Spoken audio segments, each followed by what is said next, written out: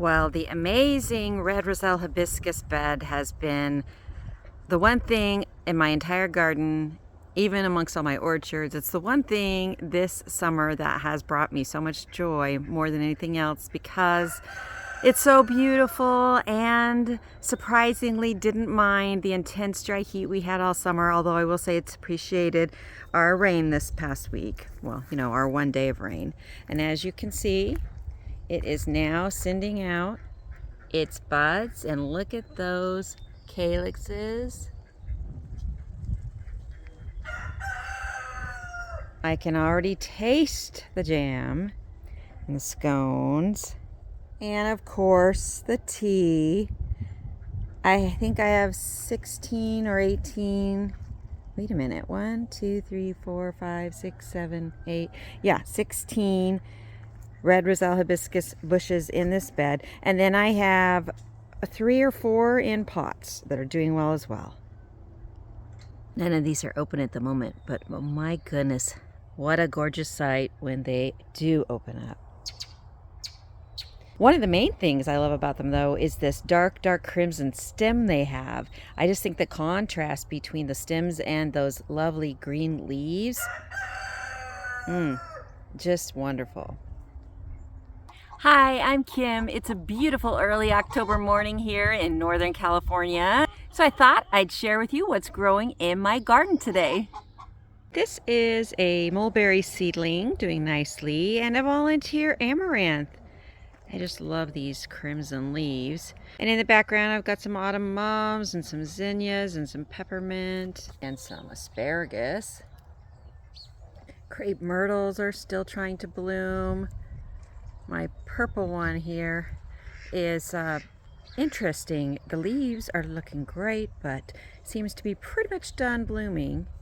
Whereas my pink crepe myrtle is still blooming quite nicely, but you can see, if I go in closer maybe, that the leaves have definitely taken some damage from the intense summer heat. However, it is going to send out brand new growth, and next year, if I'm still here, I'm going to be moving this into a more shade. The snapdragons behind it have taken on new life. I've been constantly pruning them over the summer, and they are really appreciating the cooler weather we've had this last week. I finished pruning my first wallflower plant, my erysimum. That's the one that blooms orange and yellow and red, and I'm sort of a third to a half away done with my older erysimum, the purple blooming one. Here you can see all the stuff I have left to prune. Basically, every day when I come by, I either break a few of these off, or if I happen to have my shears, I'll shear them off. But I figure, little by little, it's gonna get done. Usually they give me a fall bloom as well as a spring and summer bloom, so we'll see what happens. My smoke plant is definitely looking nice. Lots of fresh green growth. The smoke blooms. But I will say, as you can see there on the right, some of the leaves were damaged by the heat. Usually it was when I had a new growth shoot come up and then it was 105, 110 degrees Fahrenheit that week. Yeah. But the rest of it looks super good, and I'm really pleased with it, as I am with my brand new Eureka lemon tree. This brand new Violet de Bordeaux fig was planted only in the spring, and it was an experiment. I planted it right in the middle of Bermuda grass. Not thick Bermuda grass, but definitely there's a lot of Bermuda grass creeping in here, and it has done fine. But I am going to take it out this winter and put it in a pot because I'd like to take it with me. I want to have several varieties of figs wherever I end up going, because figs are so easy to propagate, so delicious, and can do so many things with them. No shortage of cherry tomatoes. They're just everywhere. And what we don't eat fresh, we'll harvest, whether red, orange, yellow, green, whatever color, for salsa. Because that is now definitely in my top 3 things to preserve in the fall and early winter. Along with jams and dried herbs, it's got to be salsa.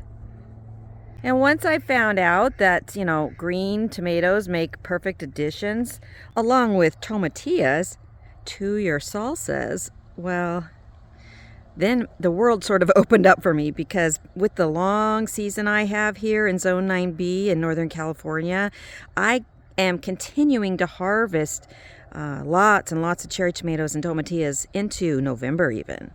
And then to not have to, waste the green ones, to be able to use them in a way that is delicious, that was just like amazing to me. I really don't know why I hadn't realized I could do that before, but last fall was a revelation. And this here, well, that is a loofah. It's the only one that grew to size, and I'm really looking forward to having fun with that. But meanwhile, yes, we definitely enjoy our fresh cherry tomatoes right out of the garden, pop them into our mouths, or like today, I'm going to put them in some pasta salad. Lovely. I've even been known to slice them in half and put them all over grilled cheese sandwiches. And guess what is coming up here in the artichoke bed amongst a big pile of chicken bedding that had rotted down? It is, artichokes. Every time I think I have gotten them all out, I realize no, I have not. More come up. That is great. While they're this small size, it's pretty easy to separate them and plant them in other places, so that's what I intend to do with these. One of my 2 melon beds, I can still see a few little ones coming on here.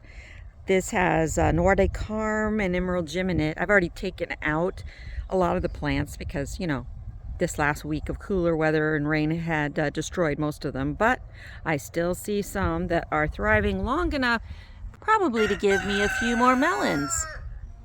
Definitely my experiment with decoy owls, in my opinion, worked quite well. I put 4 owls around the garden in the squash beds and this melon bed, and after I did that, the squirrels stopped coming. So I know they haven't worked for some people, but they definitely work for me. Something's been munching away on some of my pepper leaves, but it definitely hasn't stopped the plants from producing lots of peppers. Those are Jimmy Nardell's, and then here we've got sweet bananas, Sugar Rush peach, or maybe some other orange pepper, I can't really remember. And down here we've got some Cubanelles, which, are probably your most dependable, easy to grow peppers. I'm gonna grow a lot more of these from now on so that I have plenty for my salsa recipes. Now here is a pepper plant that I really want to share with you. Look at it. Let me get in closer. Do you see those leaves?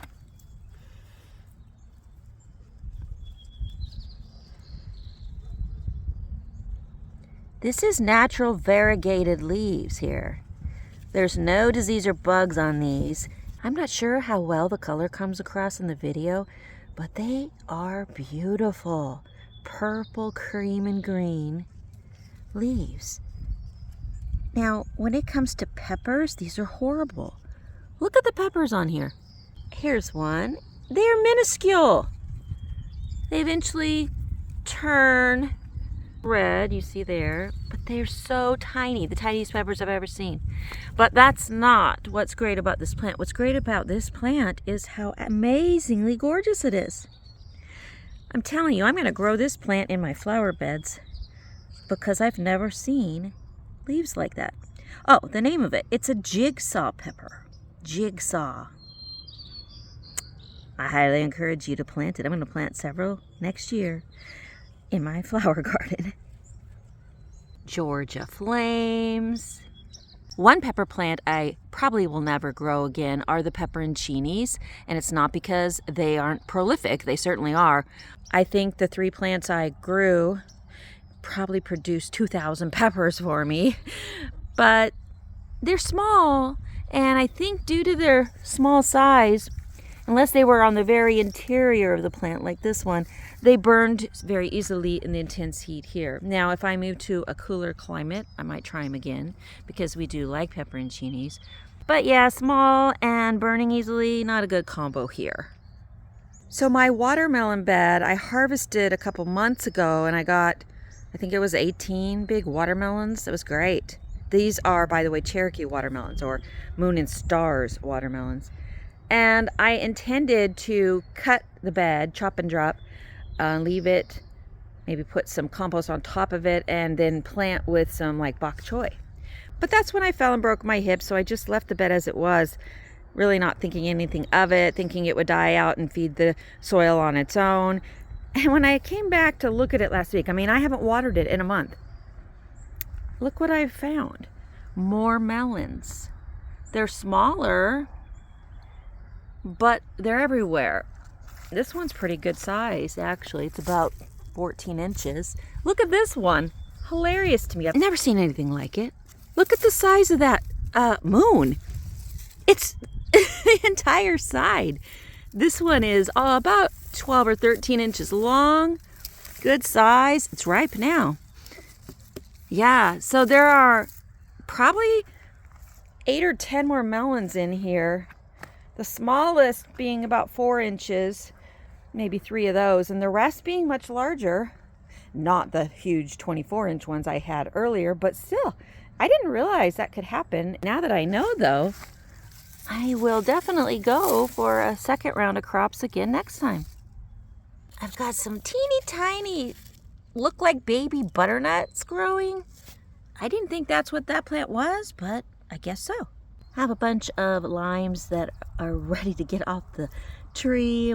I can freeze the limes whole or make lime juice and freeze it. I love to make lemon bars, but lemon bars are good too. This is the first year I have grown Owari Satsuma mandarin oranges, and this little tiny tree has 2 huge mandarins on it. I'm so looking forward to enjoying these. Oh, here's something I wanted to share with you. I took out some of my older herbs finally and planted some new things. Here I planted some red vein sorrel, and on the other side of the marjoram I have some more red vein sorrel. Now sorrel's not an herb, I know, but I kind of like to mix in some sorrel with my herbs because, well, my chickens love sorrel of all kinds, and the chicken run is right next to the herb bed, so yeah. Of course, I also use the sorrel in salads. Amazing. Now this is some Mexican tarragon. Lovely to include in different kinds of stews, stir fries even. Mostly stews though. And I've got some walking green onions, and I planted some more green sorrel, French sorrel for the chickens. It's their favorite. Here I've got some vintage violet yarrow.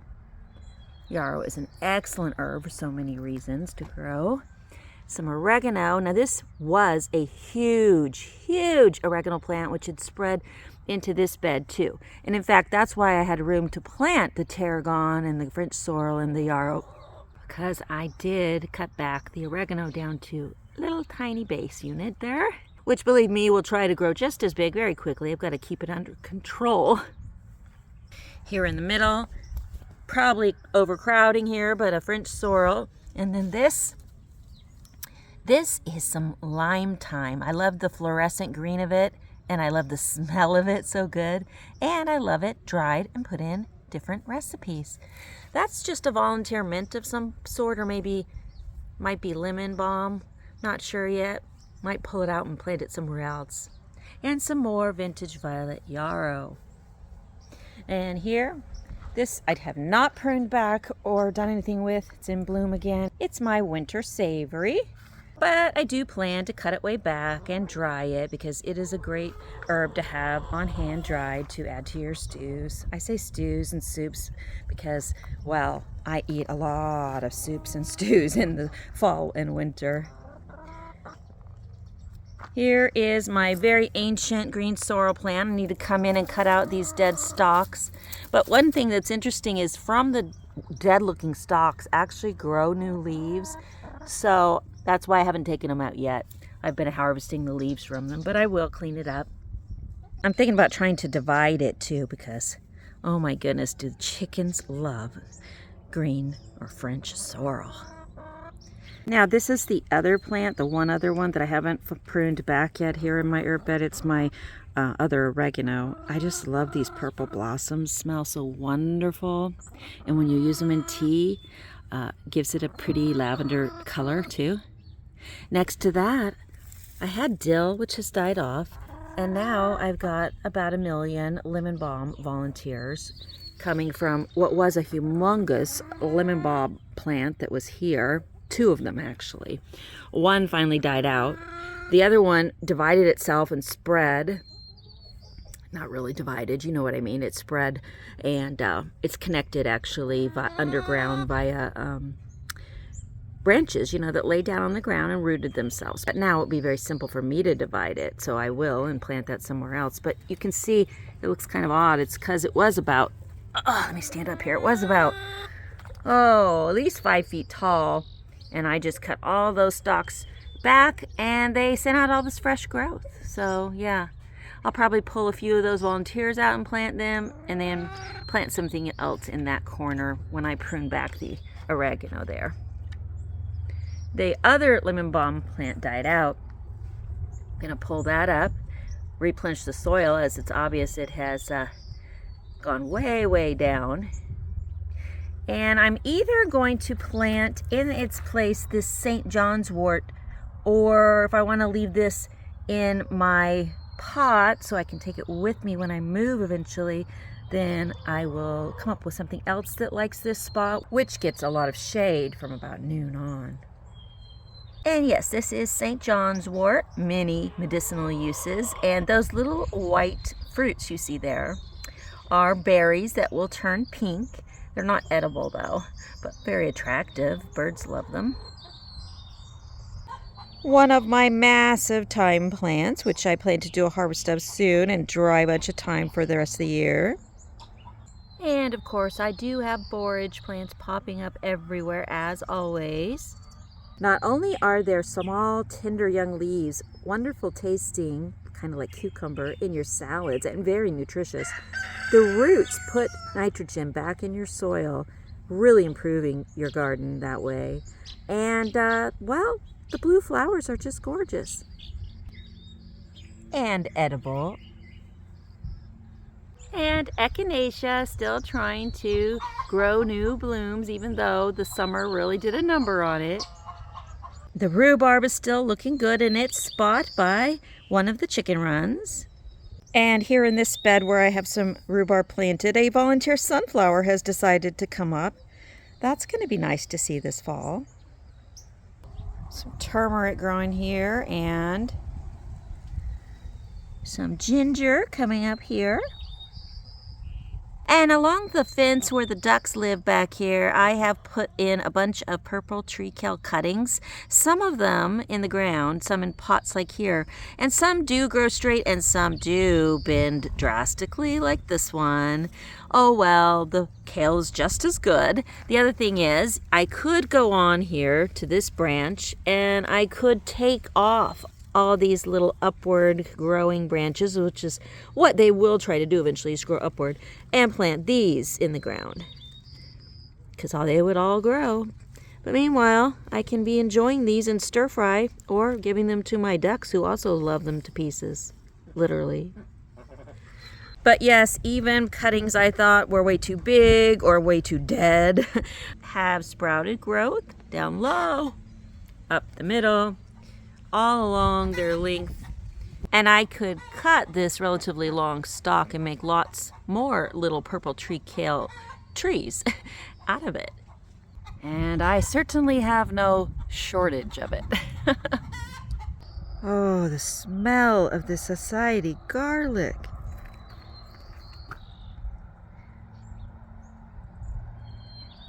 It's amazing. For someone who can't really eat garlic because it bothers my stomach, it is so nice to have something that I can enjoy the gorgeous beauty of the blooms, but I can also put in salads or put in stir fries and get the flavor of garlic without the problem the garlic usually presents to me. But yeah, just being out here with it every day when I walk through the garden, the society garlic and the lemon verbena, those two smells, oh, heaven. So yes, despite having some injuries this summer and despite the really hot weather and no rain until this past week since I think April, it's been a great gardening year and I have enjoyed my garden so much. Really, it's so refreshing, you know, along with the harvest you get, just being out in nature. It just feeds your soul. So it's been a month since I took my fall and broke my hip and actually cracked my wrist too. And I just wanted to give you a little update and let you know I am doing so much better. Everything's going well, recovering much faster than I thought I would. So that's all good. Thanks for all your support and good wishes and messages. I appreciate all of you so much. And I will see you again soon with another video.